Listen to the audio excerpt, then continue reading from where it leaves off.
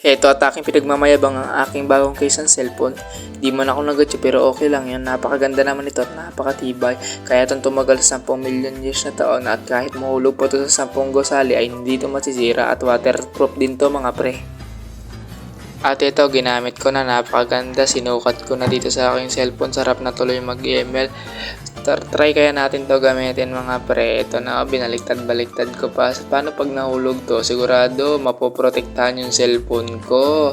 Nako, tara na, ML na tayo, kaso nga lang di ako nagachoy, nahulog.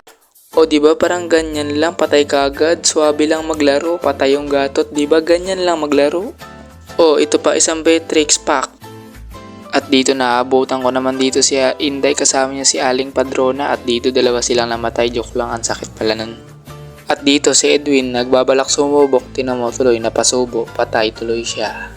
At dito buntot ng buntot sa akin si Kimi habang ako dito nagagawa ng pangarap, naabutan ko pa dito si Aling Padrona, si Aling Marites, pati si Mang Edwin, ako pa'y namatay pak, sakit naman nun.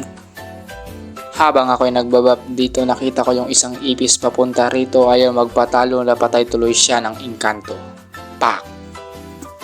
Tips number 1. Ito yung mga pangmalupitan na galaw. Pupunta sa gilid, pasimpleng lalapit. Tapos pag hindi kaya, hihingi ng dalaw. Pero pag hindi naman, aagawin yung Lord sa kalaban. Tapos ikaw agad mapapanaw. Isang ipis ang maagang namayapa. Inisprayan ng baygon, ayun namatay. Pak!